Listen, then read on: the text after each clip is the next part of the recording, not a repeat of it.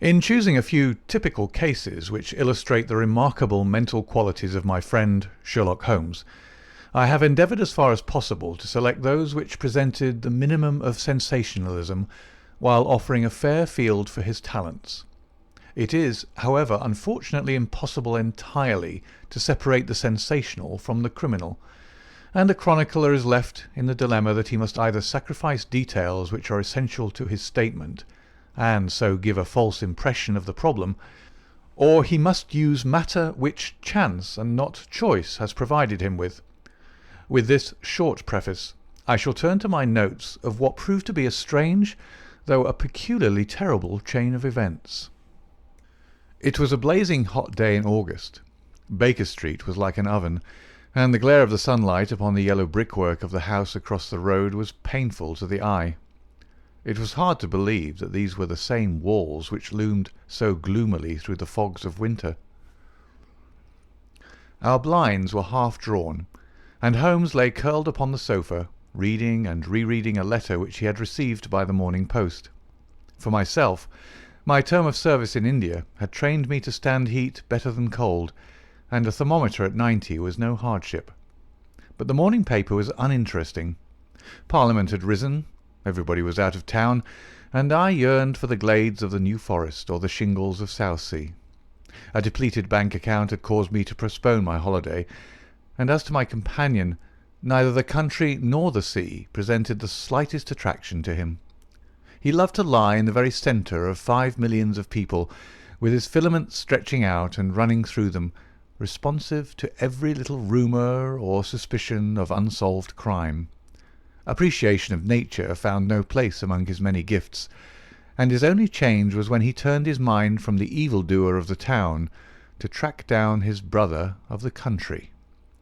Finding that Holmes was too absorbed for conversation, I had tossed aside the barren paper, and leaning back in my chair, I fell into a brown study. Suddenly, my companion's voice broke in upon my thoughts. "You are right, Watson," said he. "It does seem a most preposterous way of settling a dispute." "Most preposterous?" I exclaimed, and then suddenly realizing how he had echoed my inmost thoughts, I sat up in my chair and stared at him in blank amazement. "What's this, Holmes?" I cried. "This is beyond anything which I could have imagined." He laughed heartily at my perplexity. "You remember," said he, "that some little time ago when I read you the passage in one of Poe's sketches in which a close reasoner follows the unspoken thoughts of his companion, you were inclined to treat the matter as a mere tour de force of the author. On my remarking that I was constantly in the habit of doing the same thing, you expressed incredulity." "Oh, no!"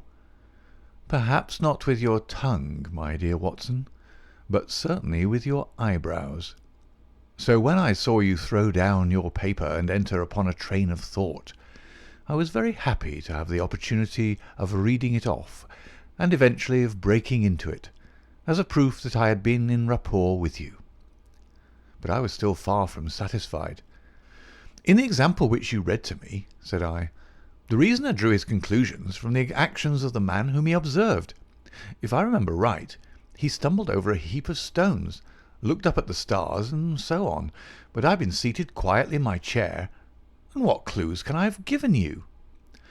"You do yourself an injustice. The features are given to man as the means by which he shall express his emotions, and yours are faithful servants."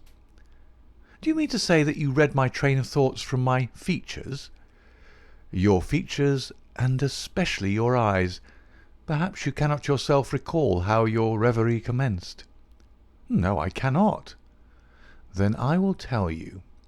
After throwing down your paper, which was the action which drew my attention to you, you sat for half a minute with a vacant expression. Then your eyes fixed themselves upon your newly framed picture of General Gordon, and I saw by the alteration in your face that a train of thought had been started. But it did not lead very far. Your eyes flashed across to the unframed portrait of Henry Ward Beecher, which stands upon the top of your books. Then you glanced up at the wall, and of course your meaning was obvious. You were thinking that if the portrait was framed, it would just cover that bare space and correspond with Gordon's picture there." "You followed me wonderfully," I exclaimed. "So far I could hardly have gone astray. But now your thoughts went back to Beecher, and you looked hard across as if you were studying the character in his features. Then your eyes ceased to pucker, but you continued to look across, and your face was thoughtful. You were recalling the incidents of Beecher's career.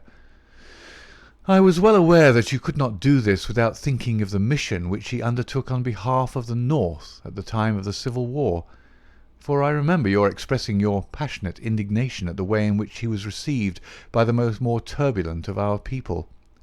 You felt so strongly about it that I knew you could not think of Beecher without thinking of that also. When a moment later I saw your eyes wander away from the picture, I suspected that your mind had now turned to the Civil War, and when I observed that your lips set, your eyes sparkled and your hands clenched, I was positive that you were indeed thinking of the gallantry which was shown by both sides in that desperate struggle. But then again your face grew sadder. You shook your head. You were dwelling upon the sadness and horror and useless waste of life.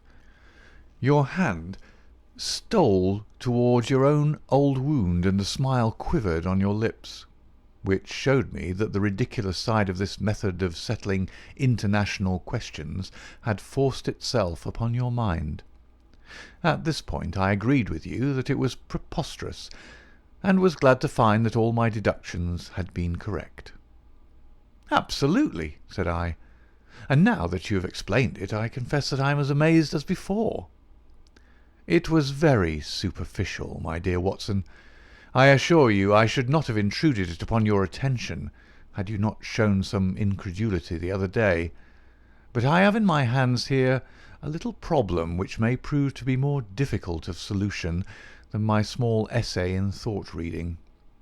Have you observed in the paper a short paragraph referring to the remarkable contents of a packet sent through the post to Miss Cushing of Cross Street, Croydon?"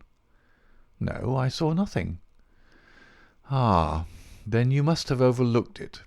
Just toss it over to me. Here it is, under the financial column. Perhaps you would be good enough to read it aloud." I picked up the paper, which she had thrown back to me, and read the paragraph indicated. It was headed, "A Gruesome Packet." "Miss Susan Cushing, living at Cross Street, Croydon, has been made the victim of what must be regarded as a peculiarly revolting practical joke, unless some more sinister meaning should prove to be attached to the incident. At 2 o'clock yesterday afternoon a small packet, wrapped in brown paper, was handed in by the postman. A cardboard box was inside, which was filled with coarse salt. On emptying this, Miss Cushing was horrified to find 2 human ears, apparently quite freshly severed. The box had been sent by parcel post from Belfast upon the morning before. There is no indication as to the sender, and the matter is the more mysterious as Miss Cushing, who is a maiden lady of 50, has led a most retired life and has so few acquaintances or correspondents that it is a rare event for her to receive anything through the post. Some years ago, however, when she retired at Penge, she let apartments in her house to 3 young medical students, whom she was obliged to get rid of on account of their noisy and irregular habits. The police are of opinion that this outrage may have been perpetrated upon Miss Cushing by these youths, who owed her a grudge and who hoped to frighten her by sending her these relics of the dissecting rooms. Some probability is lent to the theory by the fact that one of these students came from the north of Ireland, and, to the best of Miss Cushing's belief, from Belfast. In the meantime the matter is being actively investigated, Mr. Lestrade, one of the very smartest of our detective officers, being in charge of the case." "So much for the Daily Chronicle," said Holmes as I finished reading. "Now for our friend Lestrade. I had a note from him this morning in which he says, 'I think that this case is very much in your line. We have every hope of clearing the matter up, but we find a little difficulty in getting anything to work upon. We have, of course, wired to the Belfast post office, but a large number of parcels were handed in upon that day, and they have no means of identifying this particular one, or of remembering the sender. The box is a half-pound box of honeydew tobacco, and does not help us in any way. The medical student theory still appears to me to be the most feasible, but if you should have a few hours to spare, I should be very happy to see you out there. I shall be either at the house or in the police station all day. What say you, Watson? Can you rise superior to the heat and run down to Croydon with me on the off chance of a case for your annals? I was longing for something to do. You shall have it, then. Ring for our boots and tell them to order a cab. I'll be back in a moment when I have changed my dressing gown and filled my cigar case. A shower of rain fell while we were in the train, and the heat was far less oppressive in Croydon than in town. Holmes had sent on a wire so that Lestrade, as wiry, as dapper, and as ferret-like as ever, was waiting for us at the station. A walk of 5 minutes took us to Cross Street, where Miss Cushing resided. It was a very long street of 2-storey brick houses, neat and prim, with whitened stone steps and little groups of aproned women gossiping at the doors. Half-way down, Lestrade stopped and tapped at a door which was opened by a small servant girl. Miss Cushing was sitting at the front room, into which we were ushered. She was a placid-faced woman with large, gentle eyes and grizzled hair curving down over her temples on each side. A worked antimacassar lay upon her lap, and a basket of coloured silks stood upon a stool beside her.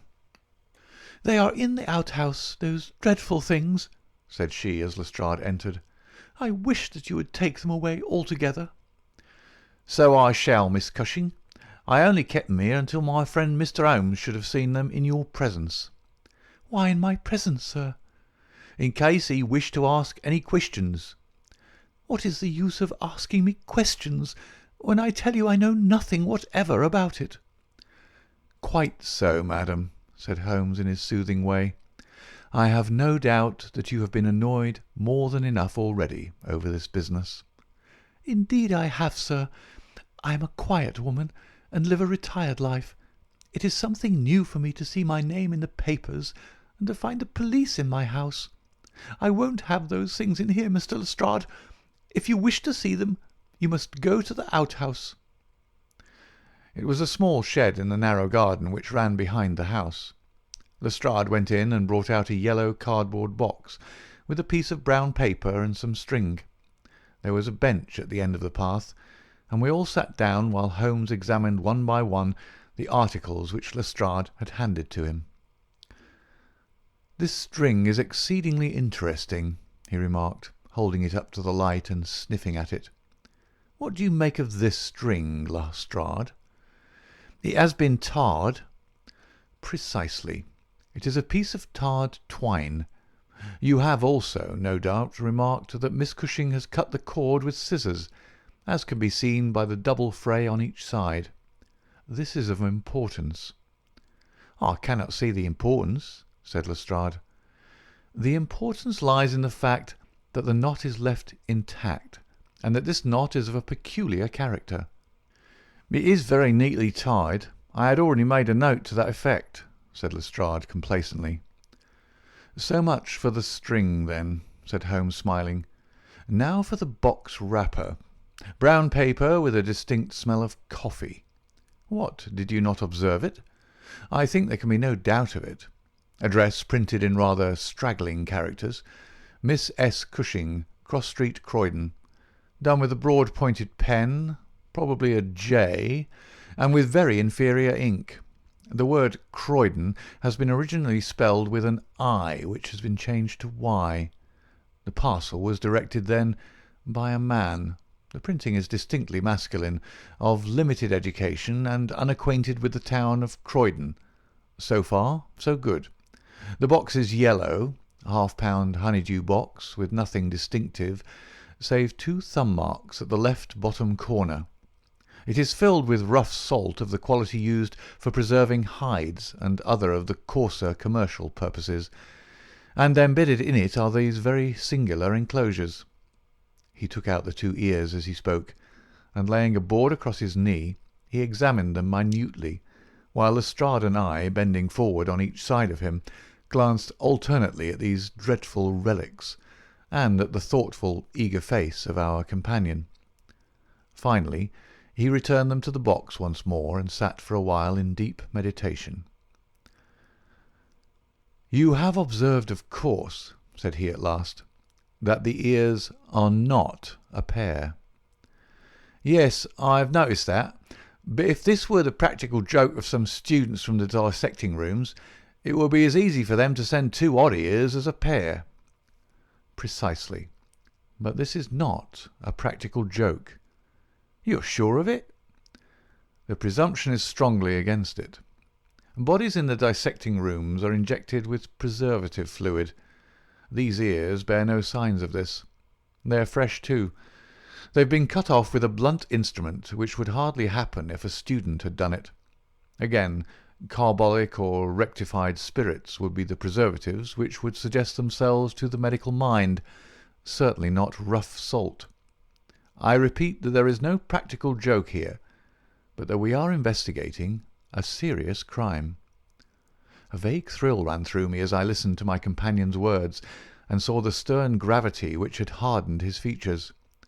This brutal preliminary seemed to shadow forth some strange and inexplicable horror in the background. Lestrade, however, shook his head like a man who is only half convinced. "There are objections to the joke theory, no doubt," said he, "but there are much stronger reasons against the other. We know that this woman has led a most quiet and respectable life at Penge, and here for the last 20 years. She's hardly been away from her home for a day during that time. Why on earth, then, should any criminal send her the proofs of his guilt, especially as, unless she is a most consummate actress, she understands quite as little of the matter as we do?" "That is the problem which we have to solve," Holmes answered, "and for my part I shall set about it by presuming that my reasoning is correct, and that a double murder has been committed. One of these ears is a woman's, small, finely formed, and pierced for an earring. The other is a man's, sunburned, discoloured, and also pierced for an earring. These two people are presumably dead, or we should have heard their story before now. Today is Friday. The packet was posted on Thursday morning. The tragedy, then, occurred on Wednesday or Tuesday, or earlier. If the two people were murdered, who but their murderer would have sent this sign of his work to Miss Cushing? We may take it that the sender of the packet is the man whom we want. But he must have some strong reason for sending Miss Cushing this packet. What reason, then? It must have been to tell her that the deed was done, or to pain her, perhaps. But in that case she knows who it is. Does she know? I doubt it. If she knew, why, she should call the police in. She might have buried the ears, and no one would have been the wiser. That is what she would have done if she had wished to shield the criminal. But if she does not wish to shield him, she would give his name. There is a tangle here which needs straightening out." He had been talking in a high, quick voice, staring blankly up over the garden fence, but now he sprang briskly to his feet and walked towards the house. "I have a few questions to ask Miss Cushing," said he. "In that case I may leave you here," said Lestrade, "for I have another small business on hand. I think that I have nothing further to learn from Miss Cushing. You'll find me at the police station." "We shall look in on our way to the train," answered Holmes. A moment later he and I were back in the front room, where the impassive lady was still quietly working away at her antimacassar. She put it down on her lap as we entered, and looked at us with her frank, searching blue eyes. "I am convinced, sir," she said, "that this matter is a mistake, and that the parcel was never meant for me at all. I have said this several times to the gentleman from Scotland Yard, but he simply laughs at me. I have not an enemy in the world, as far as I know, so why should anyone play me such a trick?" "I am coming to be of the same opinion, Miss Cushing," said Holmes, taking a seat beside her. "I think that it is more than probable." He paused, and I was surprised, on glancing round, to see that he was staring with singular intentness at the lady's profile. Surprise and satisfaction were both for an instant to be read upon his eager face, though when she glanced round to find out the cause of his silence, he had become as demure as ever. I stared hard myself at her flat grizzled hair, her trim cap, her little gilt earrings, her placid features, but I could see nothing which would account for my companion's evident excitement. There were one or two questions. "Oh, I'm weary of questions," cried Miss Cushing impatiently. "You have two sisters, I believe." "How could you know that?" "I observed the very instant that I entered the room that you have a portrait group of 3 ladies upon the mantelpiece, one of whom is undoubtedly yourself, while the others are so exceedingly like you that there could be no doubt of the relationship." "Yes, you are quite right. Those are my sisters, Sarah and Mary." "And here at my elbow is another portrait, taken at Liverpool, of your younger sister in the company of a man who appears to be a steward by his uniform. I observed that she was unmarried at the time." "You are very quick at observing." "That is my trade."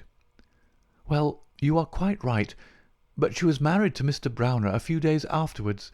He was on the South American line when that was taken, but he was so fond of her that he couldn't abide to leave her for so long, and he got into the Liverpool and London boats."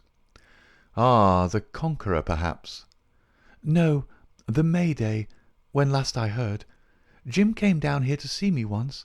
That was before he broke the pledge. But afterwards he would always take drink when he was ashore, and a little drink would send him stark staring mad.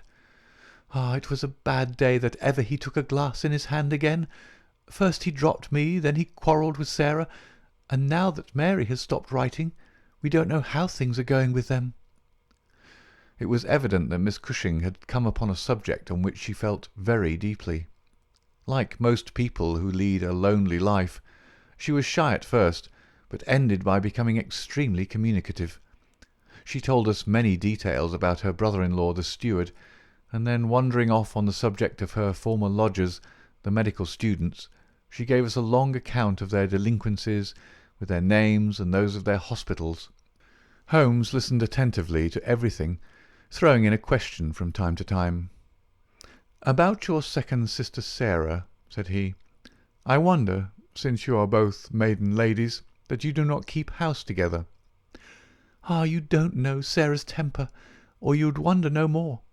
I tried it when I came to Croydon, and we kept on until about 2 months ago, when we had to part. I don't want to say a word against my own sister, but she was always meddlesome and hard to please, was Sarah." "You say that she quarrelled with your Liverpool relations?" "Yes, and they were the best friends at one time. Why, she went up there to live in order to be near them, and now she has no word hard enough for Jim Browner. The last 6 months that she was here she would speak of nothing but his drinking and his ways. He had caught her meddling, I suspect, and given her a bit of his mind, and that was the start of it." "Thank you, Miss Cushing," said Holmes, rising and bowing. "Your sister Sarah lives, I think you said, at New Street, Wallington. Good-bye, and I am very sorry that you should have been troubled over a case with which, as you say, you have nothing whatever to do." There was a cab passing as we came out, and Holmes hailed it. "How far to Wallington?" he asked. "Only about a mile, sir." "Very good. Jump in, Watson. We must strike while the iron is hot. Simple as the case is, there have been one or two very instructive details in connection with it. Just pull up at a telegraph office as you pass, cabby."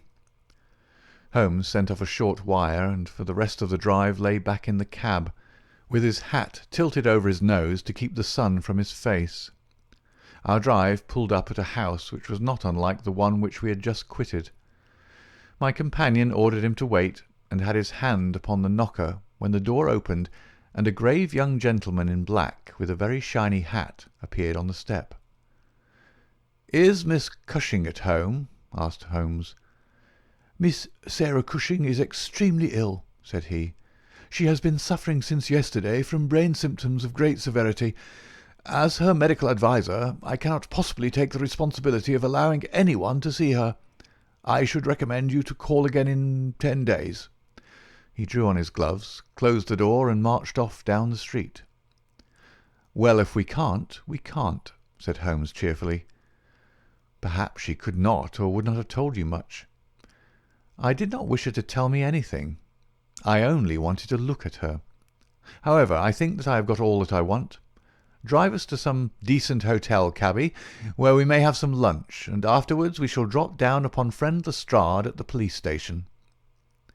We had a pleasant little meal together, during which Holmes would talk about nothing but violins, narrating with great exultation how he had purchased his own Stradivarius, which was worth at least 500 guineas, at a Jew broker's in Tottenham Court Road for 55 shillings. This led him to Paganini, and we sat for an hour over a bottle of claret, while he told me anecdote after anecdote of that extraordinary man. The afternoon was far advanced, and the hot glare had softened into mellow glow before we found ourselves at the police station. Lestrade was waiting for us at the door. "A telegram for you, Mr. Holmes," said he. "Ha! It is the answer." He tore it open, glanced his eyes over it, and crumpled it into his pocket. "That's all right," said he. "Have you found out anything?" "I have found out everything." "What?" Lestrade stared at him in amazement. "You're joking." "I was never more serious in my life. A shocking crime has been committed, and I think I have now laid bare every detail of it." "And the criminal?" Holmes scribbled a few words upon the back of one of his visiting cards and threw it over to Lestrade. "That is the name," he said. "You cannot effect an arrest until tomorrow night at the earliest. I should prefer that you do not mention my name at all in connection with the case, as I choose to be only associated with those crimes which present some difficulty in their solution. Come on, Watson." We strode off together to the station, leaving Lestrade still staring with a delighted face at the card which Holmes had thrown him. "The case," said Sherlock Holmes as we chatted over our cigars that night in our rooms at Baker Street, "is one where, as in the investigations which you have chronicled under the names of A Study in Scarlet and of the Sign of 4, we have been compelled to reason backward from effects to causes. I have written to Lestrade, asking him to supply us with the details which are now wanting, and which he will only get after he has secured his man. That he may be safely trusted to do, for although he is absolutely devoid of reason, he is as tenacious as a bulldog when he once understands what he has to do, and indeed it is just this tenacity which has brought him to the top at Scotland Yard." "Your case is not complete, then?" I asked. "It is fairly complete in essentials. We know who the author of the revolting business is, although one of the victims still escapes us. Of course, you have formed your own conclusions." "I presume that this Jim Browner, the steward of a Liverpool boat, is the man whom you suspect." "Oh, it is more than a suspicion." "And yet I cannot see anything save very vague indications." "On the contrary. To my mind nothing could be more clear. Let me run over the principal steps. We approached the case, you remember, with an absolutely blank mind, which is always an advantage. We had formed no theories. We were simply there to observe and to draw inferences from our observations. What did we see first? A very placid and respectable lady who seemed quite innocent of any secret, and a portrait which showed me that she had 2 younger sisters. It instantly flashed across my mind that the box might have been meant for one of these. I set the idea aside as one which could be disproved or confirmed at our leisure. Then we went to the garden, as you remember, and we saw the very singular contents of the little yellow box. The string was of the quality which is used by sailmakers aboard ship, and at once a whiff of the sea was perceptible in our investigation. When I observed that the knot was one which is popular with sailors, that the parcel had been posted at a port, and that the male ear was pierced for an earring, which is so much more common among sailors than landsmen, I was quite certain that all the actors in the tragedy were to be found among our seafaring classes. When I came to examine the address of the packet, I observed that it was to Miss S. Cushing, Now the oldest sister would of course be Miss Cushing, and although her initial was S, it might belong to one of the others as well. In that case, we should have to commence our investigation from a fresh basis altogether. I therefore went into the house with the intention of clearing up this point. I was about to assure Miss Cushing that I was convinced that a mistake had been made, when you may remember that I came suddenly to a stop.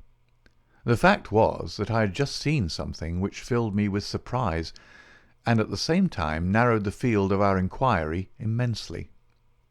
As a medical man, you are aware, Watson, that there is no part of the body which varies so much as the human ear.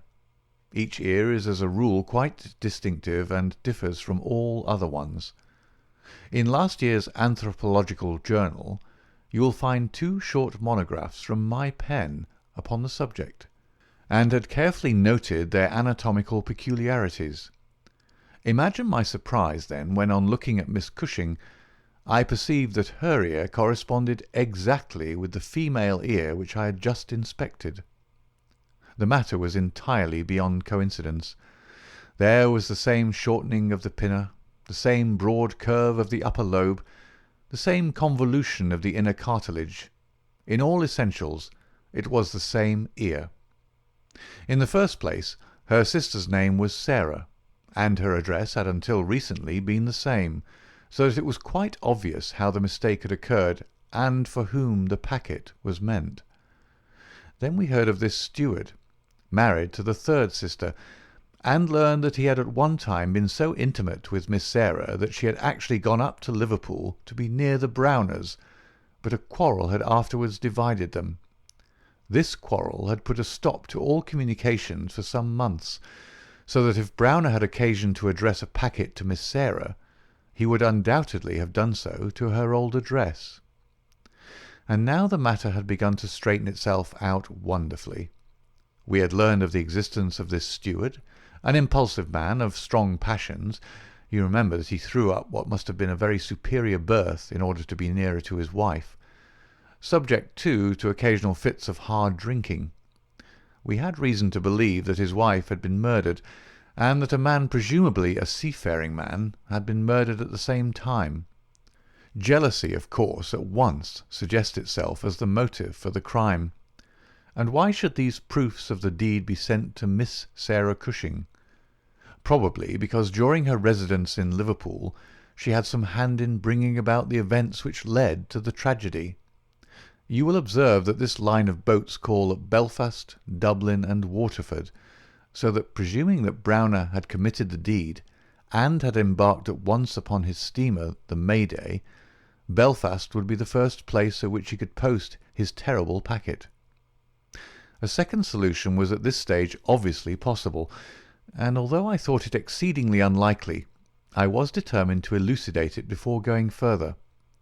An unsuccessful lover might have killed Mr. Browner and Mrs. Browner, and the male ear might have belonged to the husband. There were many grave objections to this theory, but it was conceivable.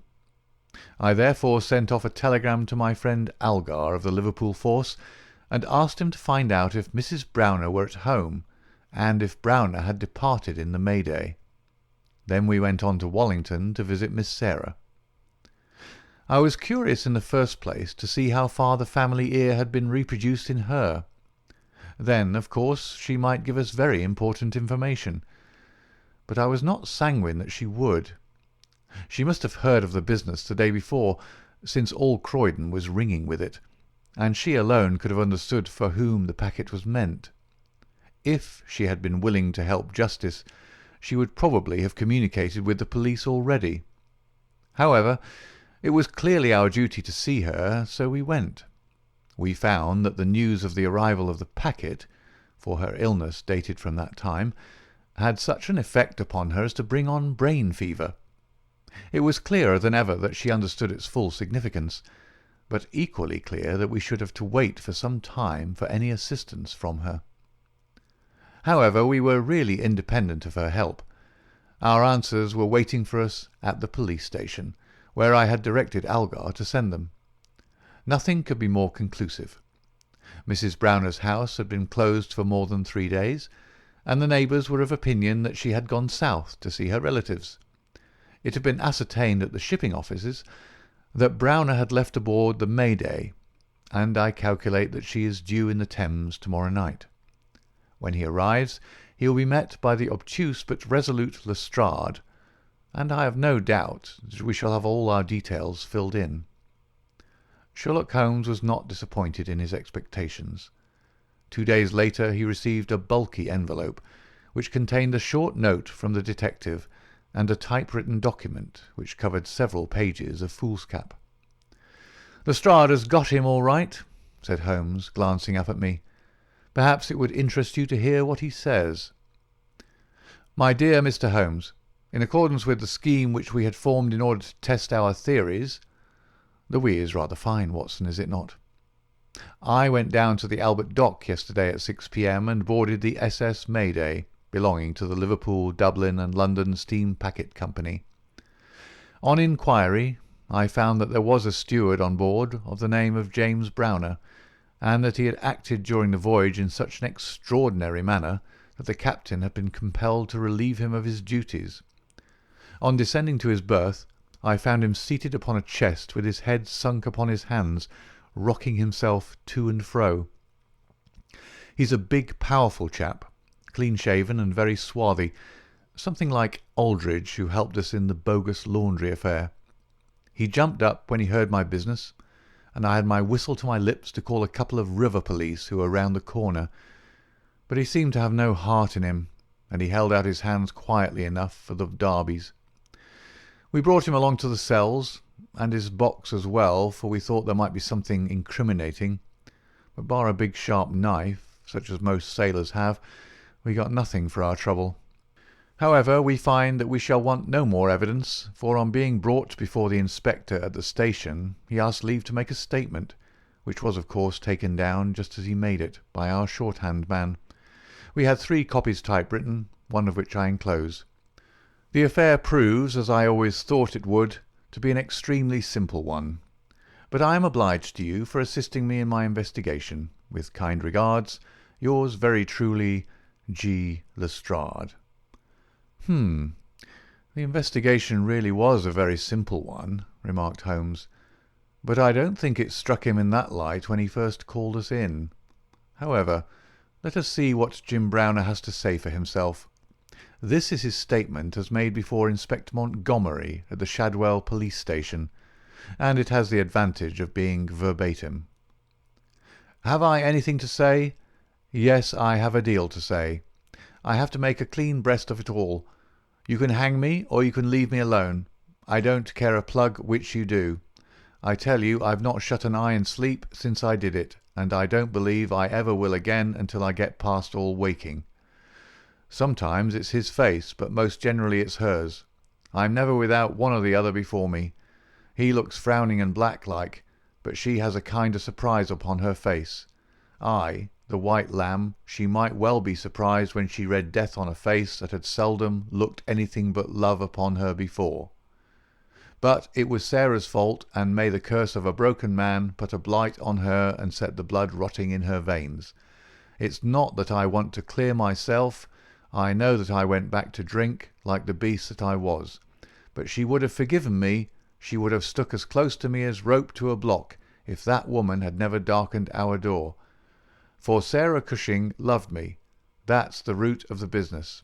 She loved me until all her love turned to poisonous hate, when she knew that I thought more of my wife's footmark in the mud than I did of her whole body and soul. There were 3 sisters altogether. The old one was just a good woman, the second was a devil, and the third was an angel. Sarah was 33 and Mary was 29 when I married. We were just as happy as the day was long when we set up house together, and in all Liverpool there was no better woman than my Mary. And then we asked Sarah up for a week, and the week grew into a month, and one thing led to another until she was just one of ourselves. I was blue ribbon at that time, and we were putting a little money by, and all was as bright as a new dollar.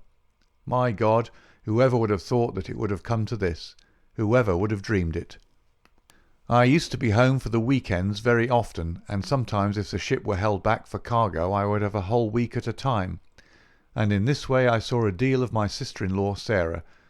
She was a fine tall woman, black and quick and fierce, with a proud way of carrying her head and a glint from her eye like a spark from a flint. But when little Mary was there I had never thought of her, and that I swear as I hope for God's mercy. It had seemed to me sometimes that she liked to be alone with me, or to coax me out for a walk with her, but I had never thought anything of that. But one evening my eyes were opened. I had come up from the ship and found my wife out, but Sarah at home.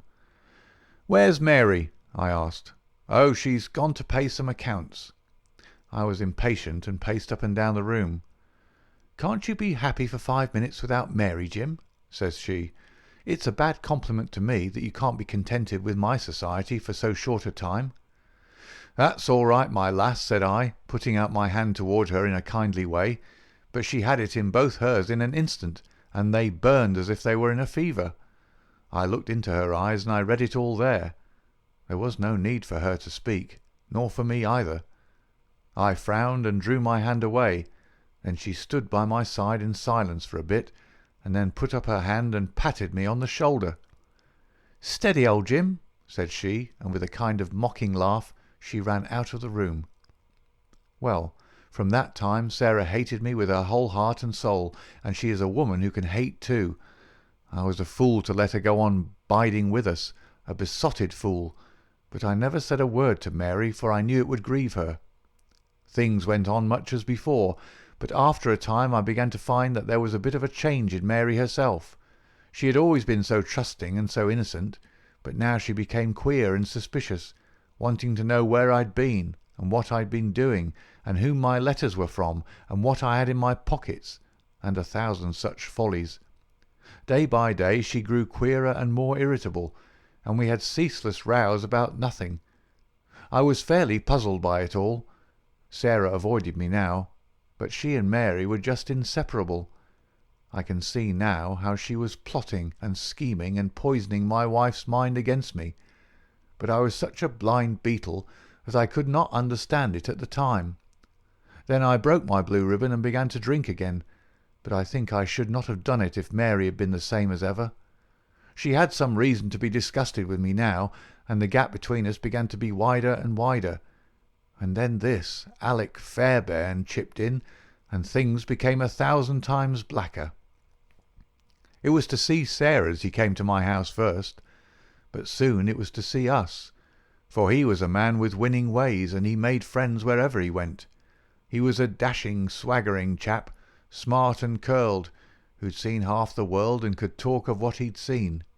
He was good company, I won't deny it, and he had wonderful polite ways with him for a sailor man, so that I think there must have been a time when he knew more of the poop than the forecastle. For a month he was in and out of my house, and never once did it cross my mind that harm might come of his soft, tricky ways. And then at last something made me suspect, and from that day my peace was gone for ever. It was only a little thing too. I had come into the parlour unexpected, and as I walked in at the door I saw a light of welcome on my wife's face. But as she saw who it was, it faded again, and she turned away with a look of disappointment. That was enough for me.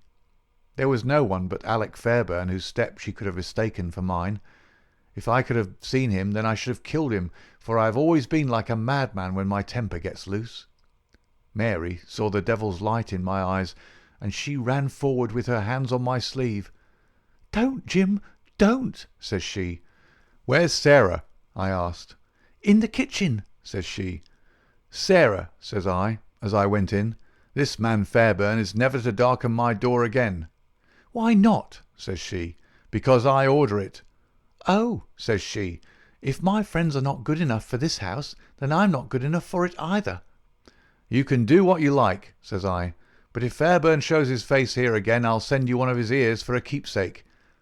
She was frightened by my face, I think, for she never answered a word, and the same evening she left my house. Well, I don't know now whether it was pure devilry on the part of this woman, or whether she thought that she could turn me against my wife by encouraging her to misbehave. Anyway, she took a house just 2 streets off and let lodgings to sailors. Fairbairn used to stay there, and Mary would go round to have tea with her sister and him. How often she went I don't know, but I followed her one day, and as I broke in at the door, Fairbairn got away over the back garden wall like the cowardly skunk that he was.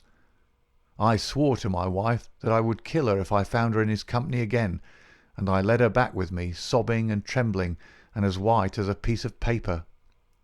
There was no trace of love between us any longer. I could see that she hated me and feared me, and when the thought of it drove me to drink, then she despised me as well. Well, Sarah found that she could not make a living in Liverpool, so she went back, as I understand, to live with her sister in Croydon, and things jogged on much the same as ever at home. And then came this week, and all the misery and ruin. It was in this way. We'd gone on the May Day for a round voyage of 7 days, but a hogshead got loose and started one of our plates, so we had to get back into port for 12 hours. I left the ship and came home, thinking what a surprise it would be for my wife, and hoping that maybe she would be glad to see me so soon. The thought was in my head as I turned into my own street, and at that moment a cab passed me, and there she was, sitting by the side of Fairbairn, the two chatting and laughing, with never a thought for me as I stood watching them from the footpath. I tell you, and I give you my word for it, that from that moment I was not my own master, and it is all like a dim dream when I look back on it. I've been drinking hard of late, and the two things together fairly turned my brain. There's something throbbing in my head now, like a docker's hammer, but that morning I seemed to have all Niagara whizzing and buzzing in my ears. It was just as if they'd been given into my hands. There was a bit of a haze, and you could not see more than a few 100 yards. I hired a boat for myself, and I pulled after them. I could see the blur of their craft, but they were going nearly as fast as I, and they must have been a long mile from the shore before I caught them up. The haze was like a curtain all round us, and there we were, 3 in the middle of it. My God, shall I ever forget their faces when they saw who was in the boat that was closing in upon them? She screamed out. He swore like a madman and jabbed at me with an oar, for he must have seen death in my eyes. I got past it, and got one in with my stick that crushed his head like an egg. I would have spared her, perhaps, for all my madness, but she threw her arms round him, crying out to him and calling him Alec. I struck again, and she lay stretched beside him. I was like a wild beast then that had tasted blood. If Sarah had been there, by the Lord, she would have joined them. I pulled out my knife, and well, there, I've said enough. It gave me a kind of savage joy when I thought how Sarah would feel when she had such signs as these of what her meddling had brought about. Then I tied the bodies into the boat, stove a plank, and stood by until they had sunk.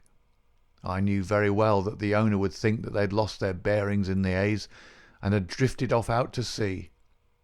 I cleaned myself up, got back to land, and joined my ship without a soul having a suspicion of what had passed. That night I made up the packet for Sarah Cushing, and next day I sent it from Belfast. There you have the whole truth of it. You can hang me or do what you like with me, but you cannot punish me as I have been punished already. I cannot shut my eyes, but I see those two faces staring at me as they stared when my boat broke through the haze. I killed them quick, but they're killing me slow, and if I have another night of it, I shall be either mad or dead before morning. You won't put me alone into a cell, sir. For pity's sake, don't, and may you be treated in your day of agony as you treat me now."